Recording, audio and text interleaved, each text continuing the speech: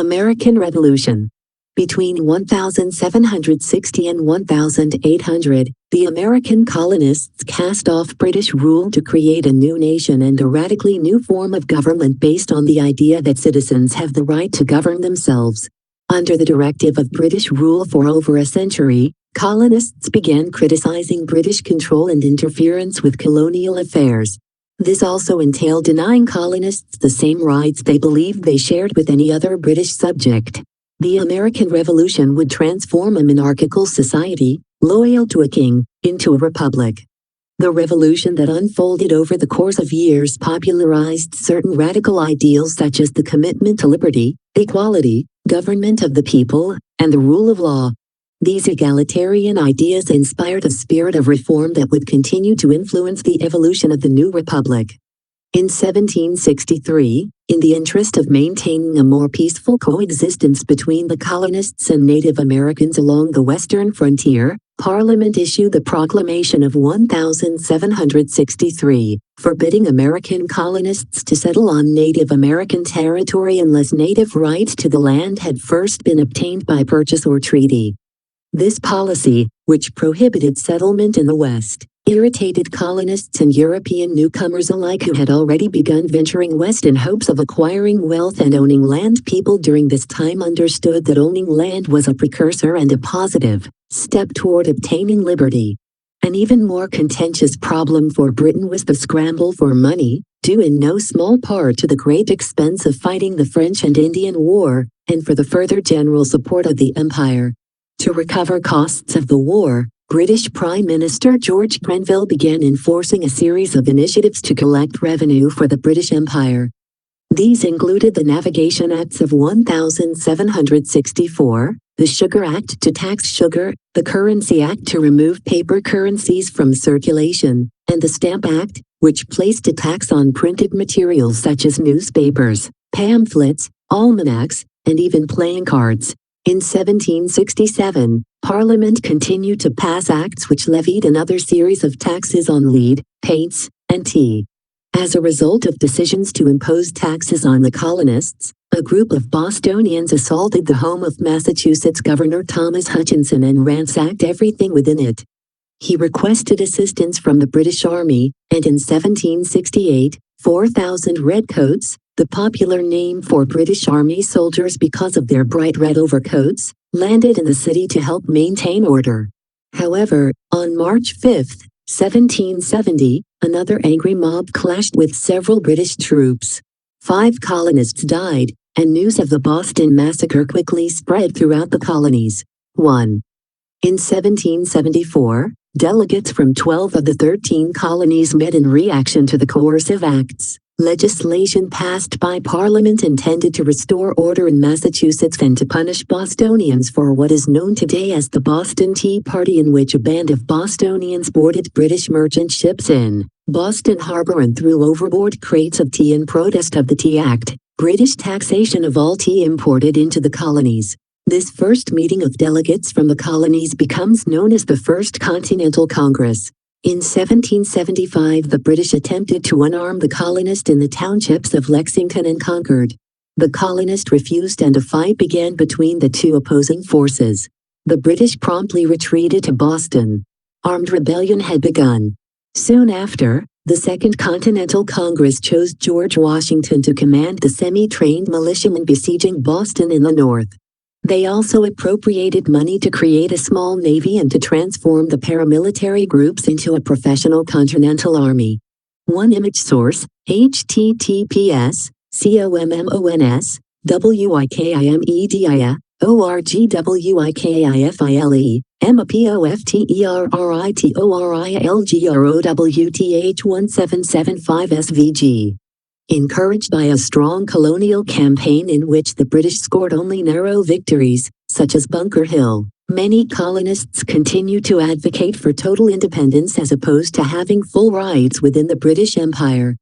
Despite the desire for independence, there were still colonists who wanted to continue life under British rule, proud of their allegiance and power of the British Empire and its cultural institutions. In addition, there were fears among the colonial elite that outbreaks of rebellion would not just focus on the British, but would create a social crisis between colonial elites and the disenfranchised and less wealthy. The following year, congressmen voted on July 2, 1776, to declare their independence. Thomas Jefferson, a young lawyer from Virginia, drafted a Declaration of Independence, a document grounded in Enlightenment ideas, particularly those of John Locke. The Declaration reflected such concepts in its eloquent argument for natural rights. We hold these truths to be self-evident, that all men are created equal, that they are endowed by their Creator with unalienable rights, that among these are life, liberty, and the pursuit of happiness, that to guarantee these rights governments are instituted among men, deriving their just powers from the consent of the governed. Since Locke had asserted that people have the right to rebel against an unjust ruler, the Declaration of Independence included a long list of George II's abuses. The document ended by breaking the ties between the colonies and Britain. The colonies, the Declaration said, are absolved from all allegiance to the British Crown. When war was first declared, the odds seemed heavily weighted against the Americans because of their lack of political and military organization. The Americans did not fight alone in their pursuit of independence. Louis V of France had little sympathy for the ideals of the American Revolution, but he was eager to avenge his grandfather's defeat in the French and Indian War. Starting in 1778, France spent over 1.3 billion livres, approximately $250 billion in 2017, in loans and supplies to America. Extra expenses to equip and send the French Army and Navy to America added to the financial burden France was willing to invest. British strength was challenged on a variety of fronts during this time, as other British territories and ports were vulnerable to attacks in different regions around the world. Adding to the 3.3 billion livres debt accrued by France, the pressing economic hardships contributed to the chaos that would lead to the French Revolution shortly after.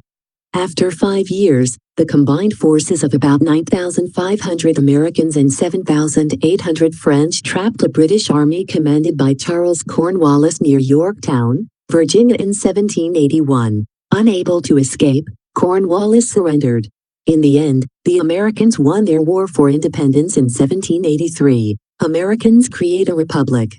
The new U.S. Constitution, 1787, created a federalist system in which power was shared between the national government and state governments.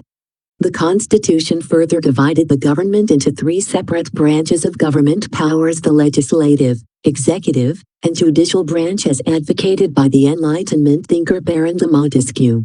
For Montesquieu, the new Constitution gave each of these government branches several ways to check the other branches, known as the system of checks and balances, in order to ensure that no one branch became too powerful or tyrannical.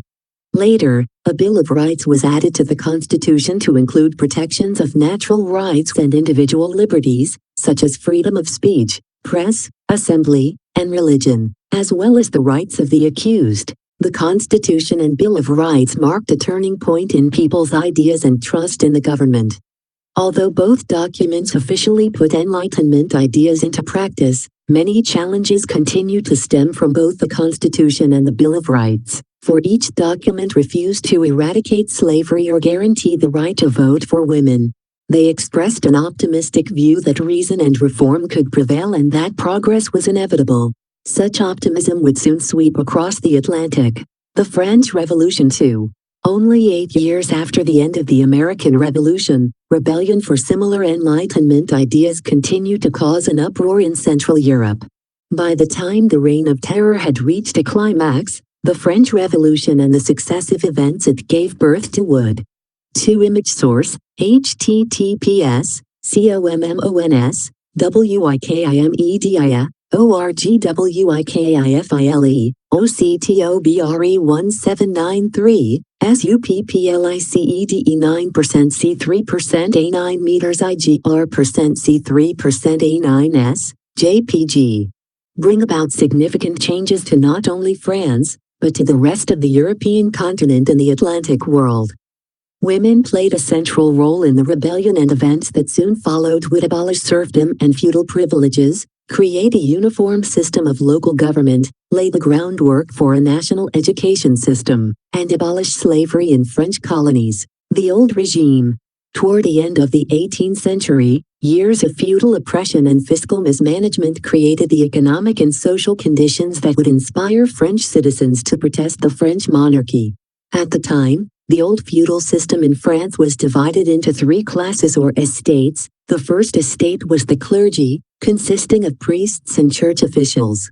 It owned about 10% of the land in France and contributed only about 2% of its income to the government. The second estate was the nobility, including the monarchs. The nobles held many special privileges, such as being exempt from many taxes and having the right to collect feudal dues. Nobles also served as officers in the army and held high positions at court. Though the second estate only made up about 2% of the population, it owned 20% of the land. The third estate was the largest of the three estates, making up about 97% of the French population. It was divided into three groups, the largest of which was the peasants, followed by city workers, farmers, and artisans. All groups were disillusioned with the current political and economic situation, which left them with few rights and forced them to pay high taxes. 3. Image source, GUHSDO or World History Team. Enlightenment ideas made many Frenchmen unwilling to accept the divine right of kings and the privileged position of the church and nobility. The success of the American Revolution inspired them, as well as the radical ideas of Rousseau and Voltaire. The power of the press also played a crucial role in spreading the social, political, and economic discontents shared by many commoners. Pamphlets and posters that critiqued the king influenced a literate population, feeding off the ideas of egalitarianism and political responsibility. These ideas, along with France's failing economy, led to increasing discontent. The population was also expanding rapidly, as were trade and production, which exacerbated the anger from people within the Third Estate. The heavy burden of taxes made it impossible to conduct business profitably within France. The cost of living rose for everyone. To make matters worse, bad weather in the 1780s caused widespread crop failures throughout France, which resulted in a severe shortage of grain. Many people died of starvation as a result of the severe environmental conditions of the decade. During this period, France's government sank deeply into debt. Extravagant spending by the king and queen and lavish court life at Versailles were a major part of the problem. Louis V, who became king in 1774, inherited the debt from his predecessors. French support for the French and Indian War and American Revolution contributed $5.6 billion to the debt. Louis had borrowed heavily in order to help the American revolutionaries in their war against Great Britain, thereby nearly doubling the government's debt. When bankers in 1786 refused to lend the government any more money, Louis faced serious problems. He tried to tax the nobility, but they refused as a privilege of their status. Louis V proved to be an indecisive leader who allowed matters to drift. He paid little attention to the details of governing and preferred to hunt and host banquets in the Versailles Palace. His wife, Marie Antoinette, was unpopular and became known as Madame Deficit because of her extravagant purchases of gowns, jewels and gifts. Rather than cutting expenses and increasing taxes, Louis put off dealing with the financial emergencies his country faced until it was too late, and France was on the brink of bankruptcy. The Estates General. In an act of desperation, Louis V decided in 1789 to convene the Estates General, an ancient assembly consisting of three different estates, each representing a portion of the French population. If the Estates General could agree on a tax solution, it would be implemented. However, since two of the three estates, the clergy and the nobility, were tax-exempt, the attainment of any such solution was unlikely. Moreover, the outdated rules of order for the Estates General gave each estate a single vote, despite the fact that the Third Estate, consisting of the general French public, was many times larger than either of the first two. The lack of effective political representation amongst the lower estate built an ongoing tension between the estates until the French Revolution and the period that followed. When the delegates convened at Versailles, feuds quickly broke out over this disparity and proved to be irreconcilable for weeks. Realizing that its single vote gave it an automatic disadvantage, the Third Estate revolted and met in a nearby indoor tennis court. It was there that the tennis court oath was proclaimed. The Third Estate renamed itself the National Assembly and vowed to create a new constitutional monarchy for France. Within days of the announcement, many members of the other two estates switched allegiances over to the new assembly. Under surmounting political pressure, the king was reluctantly forced to adhere to the mandates of the tennis court oath until the constitution was fully established. 4-5. The Bastille and the Great Fear. The National Assembly's revolutionary spirit galvanized France, manifesting in a number of different ways. On July 14, 1789, Parisian citizens stormed the city's largest prison, the Bastille, in pursuit of gunpowder. In the countryside, peasants and farmers revolted against their feudal contracts by attacking the manors and estates of their landlords.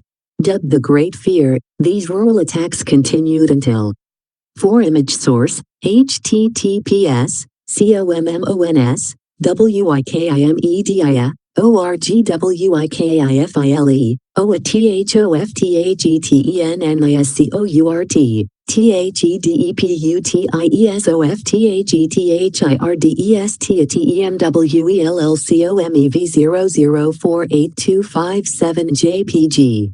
5 Image source, https, COMMONS, WIKIMEDIA, ORGWIKIFILE, PRISEDELABSTILLEIMG2250 JPG. The issuing of the August decrees which freed peasants from their oppressive contracts. Shortly thereafter, the Assembly released the Declaration of the Rights of Man and of the Citizen, which established a proper judicial code and the autonomy of the French people. Reflecting the influence of Enlightenment ideas and of the Declaration of Independence, the document states that men are born and remain free and equal in rights, and that the aim of all political association is the preservation of the natural rights of man. These rights are liberty, property, security, and resistance to oppression. Other articles of the famous document guaranteed citizens equal justice, freedom of speech, and freedom of religion. Liberty, equality, fraternity became the slogan of the revolution. Louis XVI was pressured to sign the declaration, but initially refused to do so. The Women's March on Versailles. By October 5, 1789, Paris was at a boiling point as angry mobs continued to flood the streets. Working-class women were fiercely protesting over the high price and scarcity of bread. Encouraged by revolutionary agitators, they ransacked the city armory for weapons and marched to the Palace of Versailles, 18 miles outside of the capital. When Louis failed to address them, the crowd stormed the palace, nearly killing the queen. In a dramatic and violent confrontation within the palace, they successfully pressed their demands upon King Louis XVI, who reluctantly agreed to sign the Sixth Declaration of the Rights of Man. The next day, the crowd compelled the king, his family, and most of the Franche assembly to return with them to Paris with the heads of the king's guards on pikes, reinforcing the terror that came with political and social change. 6 Image source, https, COMMONS, WIKIMEDIA, ORGWIKIFILE, %C3% 80VERSILLESLE50CTOBRE1789 JPG. Division in the National Assembly. Though the National Assembly did succeed in drafting a constitution, the relative peace of the moment was short-lived. A rift slowly grew between the radical and moderate assembly members, while the common laborers and workers felt neglected. Some delegates wanted a constitutional monarchy, like England, while others advocated for a full republic without a king. These divisions prompted Louis and his family to try and escape from France over the Austrian border. After being captured and prevented from fleeing, they were returned to Paris under armed guard. Louis' attempted escape only served to increase the influence of his radical enemies, sealing his fate as king. The moderate political faction, the Girondins, took a stance in favor of retaining the constitutional monarchy, while the more radically driven Jacobins wanted the king removed. Outside of France, some neighboring countries feared that France's revolutionary spirit would spread beyond its borders. In response, they insisted that the French return Louis XVI to the throne. French leaders interpreted the declaration as hostile, so the Girondin-led assembly declared war on Austria and Prussia. The Reign of Terror. The first acts of the newly named National Convention were the abolition of the monarchy and the declaration of France as a republic. In January 1793, the convention put Louis XVI on trial and executed him on the grounds of treason. Despite the creation of the Committee of Public Safety, the war with Austria and Prussia went poorly for France and foreign forces marched into French territory. Enraged citizens overthrew the Girondin-led National Convention and the Jacobins, led by Maximilien Robespierre, took control. Backed by the newly approved Constitution of 1793, Robespierre and the Committee of Public Safety began conscripting French soldiers and implementing laws to stabilize the economy. For a time, it seemed that France's fortunes might be changing. But Robespierre, growing increasingly paranoid about counter-revolutionary influences, embarked upon a reign of terror in late 1793-1794, during which he had more than 15,000 people, all of whom were considered enemies of the people, executed at the guillotine. When the French army successfully removed foreign invaders, and the economy finally stabilized, Robespierre no longer had any justification for his extreme actions and he himself was arrested and executed in July 1794. The Directory. After the horrors of the Reign of Terror, a period of governmental restructuring began, leading to the new Constitution of 1795 and a significantly more conservative National Convention. To control executive responsibilities and appointments, a group known as the Directory was formed. Though it had no legislative abilities, the Directory's corruption and abuse of power soon came to rival that of any of the tyrannical revolutionaries France had faced. Napoleon. Meanwhile, the Committee of Public Safety's war effort was realizing unimaginable success. French armies, especially those led by young General Napoleon Bonaparte, were making progress in nearly every direction. Napoleon's forces drove through Italy and reached as far as Egypt before facing defeat. In the face of this rout, and having received word of political upheavals in France, Napoleon returned to Paris. He arrived in time to lead a successful coup d'état against the Directory in 1799, naming himself first consul, effectively the leader of France. With Napoleon at the helm, the French Revolution would come to an end, only to lead France into a new era dominated by a centralized system of authority where priorities were directed toward military rule, creating a civil code, easing religious tensions, and putting security and order before social reform. 7. Napoleon worked to restore stability to post-revolutionary France. He centralized government administration, instituted reforms in such areas as banking and education, supported science and the arts, and sought to improve relations between his regime and the Pope, who represented France's main religion, Catholicism, which had experienced setbacks during the days of the Revolution. 1 of 7. Image source, https://commons, wikimedia, orgwikifile, napoleonbonaparte, JPG. His most significant accomplishments was the Napoleonic Code, which streamlined the French legal system and continues to form the foundation of French civil law to this day. In 1802, a constitutional amendment made Napoleon first consul for life. 2 years later, in 1804, he crowned himself Emperor of France in a lavish ceremony at the Cathedral of Notre Dame in Paris. Aside from military campaigns, the Napoleonic Empire also inherited surmounting problems such as France's colonial possessions, slave societies, and the dilemma of Enlightenment ideals that had permeated French society. From 1803 to 1815, France was engaged in the Napoleonic Wars, a series of major conflicts with various coalitions of European nations. In 1803, partly as a means to raise funds for future wars, Napoleon sold France's Louisiana Territory in North America to the newly independent United States for $15 million, a transaction that later became known as the Louisiana Purchase. 8. Image source, https://upload, wikimedia, ORGWIKIPEDISCOMMONSFF5EUROPE1812MPEN, PNG. In October 1805, the British wiped out Napoleon's fleet at the Battle of Trafalgar. However, in December of that same year, Napoleon achieved what is considered to be one of his greatest victories at the Battle of Austerlitz, in which his army defeated the Austrians and Russians. The victory resulted in the dissolution of the Holy Roman Empire and the creation of the Confederation of the Rhine. 9. Beginning in 1806, Napoleon sought to wage large-scale economic warfare against Britain with the establishment of the continental system of European port blockades against British trade, which was mostly unsuccessful.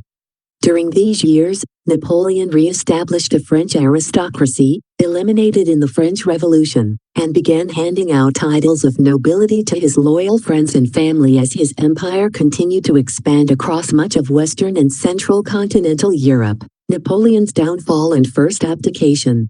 In 1810, Russia withdrew from the continental system.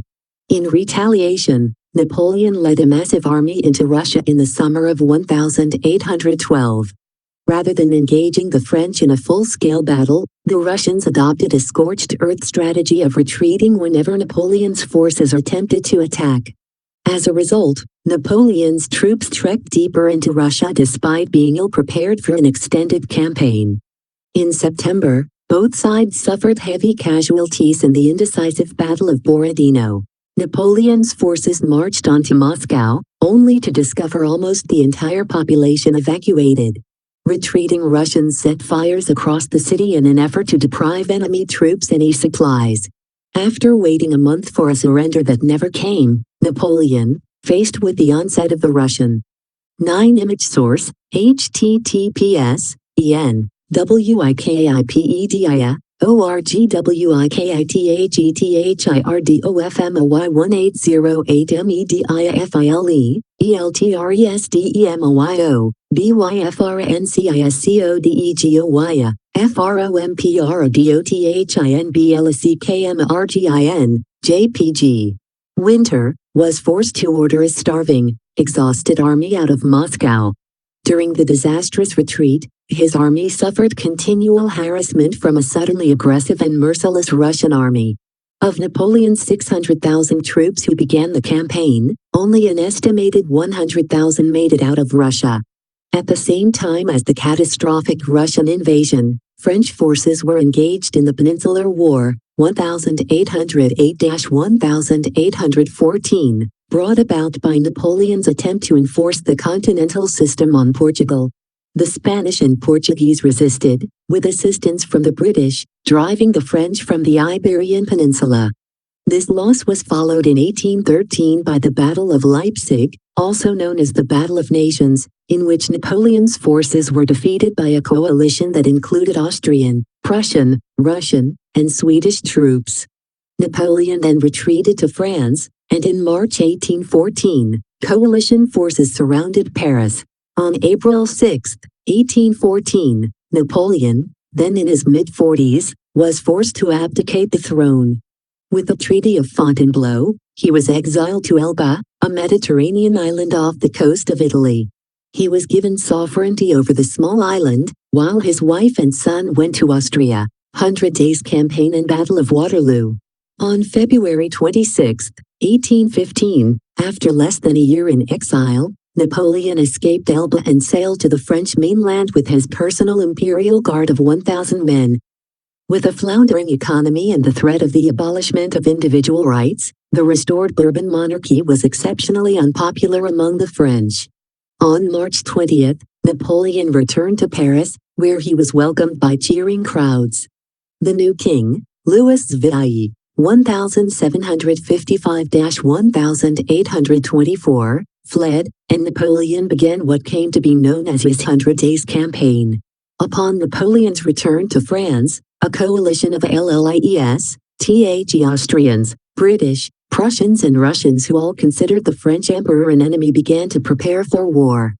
Napoleon raised a new army and planned to strike preemptively, defeating the Allied forces one by one before they could launch a united attack against him. In June 1815, his forces invaded Belgium, where British and Prussian troops were stationed. On June 18, at the Battle of Waterloo near Brussels, the French were crushed by the British with assistance from the Prussians. Just a few days later, on June 22, 1815, Napoleon was once again forced to abdicate. In October 10, 1815, Napoleon was exiled to the remote, British-held island of St. Helena, in the South Atlantic Ocean. He died there on May 5, 1821, at age 51, from stomach cancer.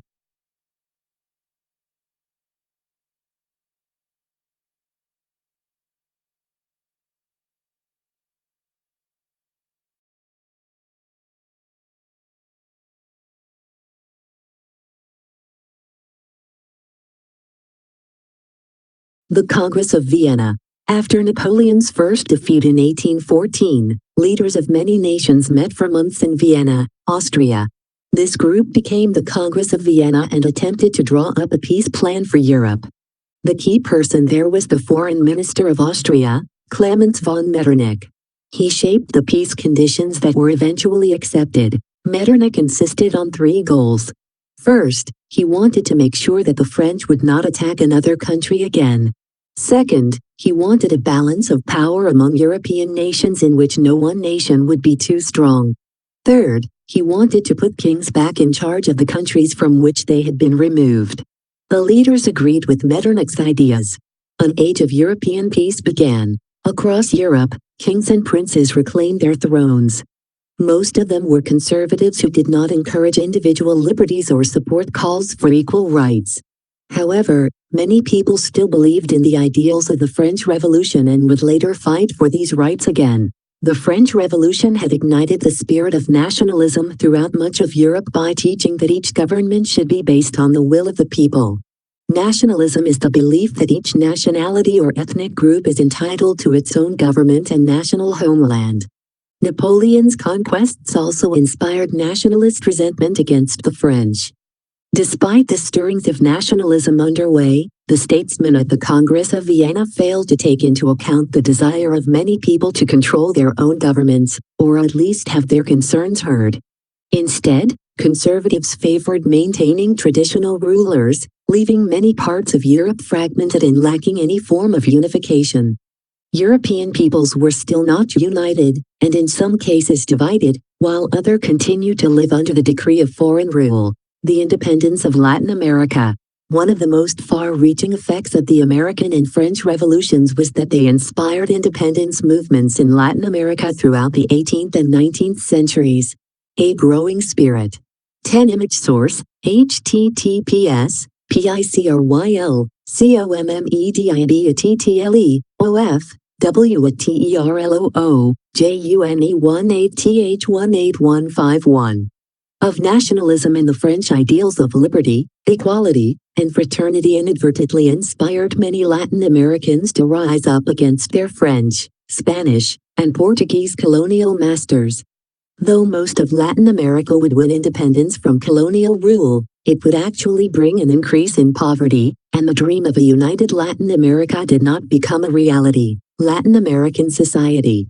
The term Latin America applies to the lands south of the United States where Spanish, Portuguese, and French are spoken.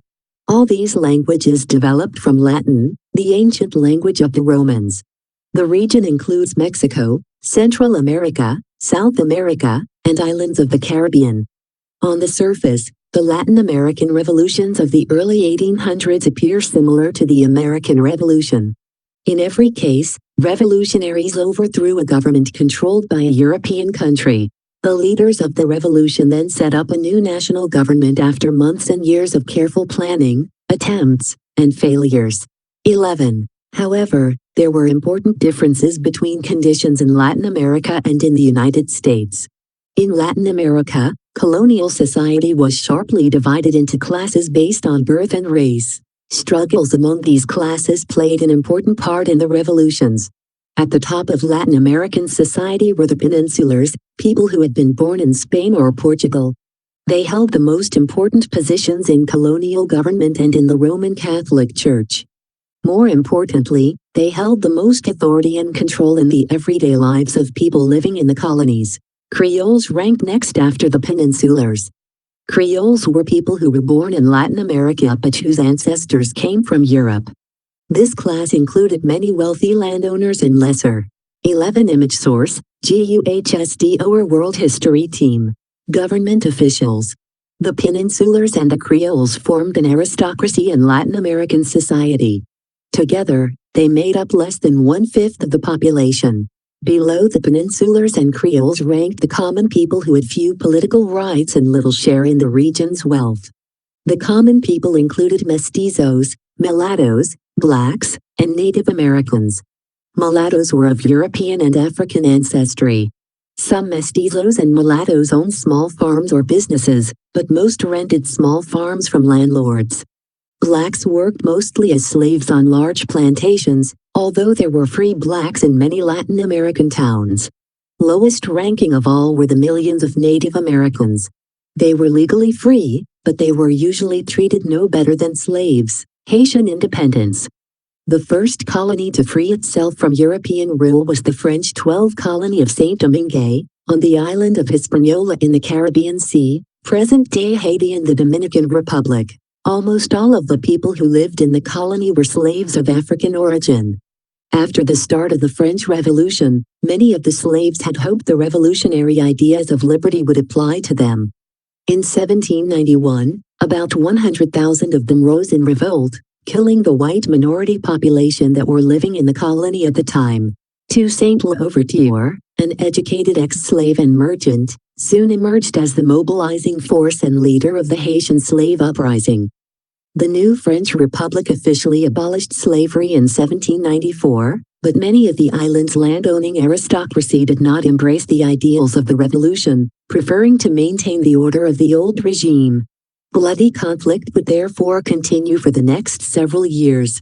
When Napoleon seized control of France in 1799, he did not support the rebellion and sent troops to bring Haiti back into his empire's control. Britain, Spain, and the U.S. likewise feared slave rebellions and supported the violent suppression of the slave revolt. People like Thomas Jefferson in the United States prohibited newspapers to publish information pertaining to the slave uprising, fearing that it would inspire similar revolts throughout the new republic. After years of fighting off various foreign powers and against all odds, in 1804 Louverture declared independence and Haiti became the first country to be founded by former slaves. 12 Image source, https THELOUVERTUREPROJECT, PHP, TITLE=FILE, TLOUVERTUREPORTRITII, JPG. Mexican independence. In most Latin American countries, Creoles led the revolutionary movements. In Mexico, ethnic and racial groups mixed more freely.